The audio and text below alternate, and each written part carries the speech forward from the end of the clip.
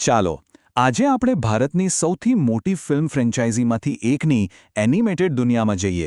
હા, વાત છે બાહુબલી ધ લોસ્ટ લેજન્ડ્સની. બાહુબલી ફિલ્મો તો આપણે બધાએ જોઈ છે. એના ભવ્ય દ્રશ્યો, એ મહાકાવ્ય યુદ્ધો, બધું જ યાદ છે. પણ ક્યારે એવો વિચાર આવ્યો છે કે આ બધી કહાણી શરૂ થઈ એ પહેલાં શું હતું? માહિષ્મતીના રાજકુમારો, અમરેન્દ્ર બાહુબલી અને ભલ્લાલ દેવ, એમની યુવાનીમાં કેવા હશે? તો બસ આ બધા જ સવાલોનો જવાબ છુપાયેલો છે એક એનિમેટેડ સિરીઝમાં, જેનું નામ છે બાહુબલી ધ લોસ્ટ લેજન્ડ્સ. આ સિરીઝ આપણને માહિષ્મતીના એ જ અજાણ્યા ભૂતકાળની એક જોરદાર સફર પર લઈ જાય છે. તો ચાલો શરૂ કરીએ આ મહાકાવ્ય ગાથા પહેલાંની વાત. આ એક પ્રિક્વલ વાર્તા છે જે આપણને લઈ જશે ફિલ્મોની ઘટનાઓ પહેલાંના સમયમાં. હવે પ્રિક્વલ એટલે શું? સીધી અને સરળ ભાષામાં કહીએ તો મૂળ વાર્તાની પહેલાં બનેલી ઘટનાઓ. અને આ સિરીઝ બરાબર એ જ કરે છે. એ આપણને બાહુબલી ધ બિગનિંગમાં જે કાલ્કીનું આક્રમણ થયું લે એના પણ પહેલાંના સમયમાં લઈ જાય છે. એ સમયે જ્યારે બંને રાજકુમારો બાહુબલી અને ભલ્લાલદેવ માહિષ્મતીના ભવિષ્ય માટે તૈયાર થઈ રહ્યા હતા. અને આ આખી કહાણીનો જે મુખ્ય આધાર છે એ છે બે રાજકુમારોની વાર્તા. એમની વચ્ચેનો જે સંઘર્ષ છે એ જ આ સિરીઝનું કેન્દ્રબિંદુ છે. આ જ સંઘર્ષે એમના ભવિષ્યના રસ્તા નક્કી કર્યા. અહીંયા બંને ભાઈઓના સ્વભાવમાં જમીન આસમાનનો ફરક જોવા મળે છે. એક તરફ છે અમરેન્દ્ર બાહુબલી, તોફાની પણ દિલથી લોકોની ખૂબ ચિંતા કરનારો રાજકુમાર. અને બીજી તરફ છે ભલ્લાલ દેવ, મોટો રાજકુમાર, જે બસ કોઈ પણ ભોગે લોખંડી મુઠ્ઠીથી રાજ્ય પર શાસન કરવા માંગે છે. એક લોકોનો હીરો તો બીજો સત્તાનો ભૂખ્યો. અને આ એક વાક્ય છે ને, એ આખી સિરીઝનો સારાંશ કહી દે છે. એક સિંહાસનનો રાજા બનશે જ્યારે બીજો લોકોનો રાજા બનશે. આનાથી વધુ સ્પષ્ટ શું હોઈ શકે? એકને મળશે રાજગાદી અને બીજાને મળશે લોકોના દિલમાં જગ્યા. અને બસ અહીંથી જ એમના અલગ અલગ ભાગ્યનો પાયો નંખાય છે. હવે વાત કરીએ પાત્રોની. ફિલ્મોના જાણીતા ચહેરા તો છે જ, પણ આ સિરીઝ માહિષ્મતીની દુનિયાને અનેક નવા પાત્રો સાથે ખૂબ જ મોટા પાયે વિસ્તારે છે. આપણા બધાના જાણીતા ચહેરાઓ પણ એમના યુવાન રૂપમાં. અમરેન્દ્ર બાહુબલી એક તોફાની રાજકુમાર તરીકે, મહત્વકાંક્ષી ભલ્લાલ દેવ, માહિષ્મતી પર નજર રાખતી શાસક શિવગામી, અને હા, વફાદાર યોદ્ધો કટ્ટપ્પા. આપણે એમને એવા સમયે જોઈએ છીએ જ્યારે એમના વ્યક્તિત્વનું ઘડતર થઈ રહ્યું હતું.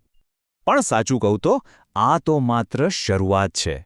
આ સિરીઝ માહેશમતીની દુનિયાને એની સરહદોની પણ પાર લઈ જાય છે, જ્યાં ડઝનબંધ નવા પાત્રો અને નવા રાજ્યો આપણી રાહ જોઈ રહ્યા છે. અને આ નવા પાત્રો પણ કેવા? એક ગુલામમાંથી રાજા બનેલો જોરાવર છે, તો બદલો લેવા તત્પર અગરતાની યોદ્ધારાણી કલ્પના દેવી પણ છે. રુદ્રાગ્નિ રાજ્યની બહાદુર રાણી યમાગ્નિ છે, અને નિપ્પોન જેવા દૂરના રાજ્યના લડાયક સરદારો રાજા ટોરા અને રાજા ઉકામી પણ છે. આ બધા નવા ચહેરાઓ વાર્તાને એટલી રસપ્રદ બનાવે છે કે બાહુબલીની દુનિયા ફિલ્મો કરતાં પણ ઘણી મોટી લાગે છે. તો આ સિરીઝનો સ્કેલ કેટલો મોટો છે? સારું, આ કોઈ નાની સૂની વાર્તા નથી. આ તો 5 સિઝન સુધી ચાલેલું એક મોટું સાહસ છે, એક મહાકાવ્ય છે. જુઓ, 2017માં પહેલી સિઝન આવી, પછી 2018માં બીજી અને ત્રીજી, 2019માં ચોથી અને 2020માં પાંચમી. એમેઝોન પ્રાઇમ વિડિયો પર સતત 4 વર્ષ સુધી આ સિરીઝ આવતી રહી. આ બતાવે છે કે નિર્માતાઓ આ દુનિયાને વિસ્તારવા માટે કેટલા ગંભીર હતા. અને કુલ કેટલા એપિસોડ્સ છે ખબર છે? પૂરા 71. હા, 71 એપિસોડ્સ. આ આંકડો જ સાબિત કરે છે કે ધ લોસ્ટ લેજન્ડ્સ કોઈ સાઇડ પ્રોજેક્ટ નહોતો, પણ બાહુબલીની ગાથાનો એક અત્યંત મહત્વપૂર્ણ હિસ્સો છે. રસપ્રદ વાત એ છે કે આ સિરીઝ સૌથી પહેલાં streaming platform Amazon prime video પર આવી હતી. પણ એ એટલી બધી લોકપ્રિય થઈ કે પછીથી તેને કલર્સ ટીવી જેવા મોટા નેટવર્ક પર પણ બતાવવામાં આવી. આનાથી તે ઘર ઘર સુધી પહોંચી શકી. તો હવે સવાલ એ થાય કે આ દંતકથાનો વારસો શું છે? એટલે કે આખી બાહુબલી ફ્રેન્ચાઇઝીમાં આ સિરીઝનું સ્થાન ક્યાં છે? ચાલો એ સમજીએ. જરા આ ટાઈમલાઈન પર નજર કરીએ. 2015માં આવી પહેલી ફિલ્મ બાહુબલી ધ બિગિનિંગ, પછી 2017માં આવી બાહુબલી 2 ધ કન્ક્લુઝન, અને બરાબર એ જ વર્ષે 2017માં આ એનિમેટેડ સિરીઝની પહેલી સિઝન લોન્ચ થઈ. આ એકદમ સ્માર્ટ ચાલ હતી. 2 ફિલ્મોની વચ્ચેના સમયમાં ફેન્સનો ઉત્સાહ જાળવી રાખવા માટે આ એકદમ પરફેક્ટ હતું. એટલે જ આ સિરીઝને માત્ર એક વધારાની કહાણી ગણવી ભૂલ ભરેલું છે. આ તો માહિષ્મતીના વિશ્વ નિર્માણનો એક ખૂબ જ મહત્વપૂર્ણ ભાગ છે. એ આપણને એવી વાર્તાઓ અને રહસ્યો બતાવે છે જે ફિલ્મોમાં ક્યારેય કહેવાયા નથી. એ પાત્રોને એક નવું ઊંડાણ આપે છે અને આખી ફ્રેન્ચાઇઝીના ચાહકો માટે એક મજબૂત પૃષ્ઠભૂમિ તૈયાર કરે છે.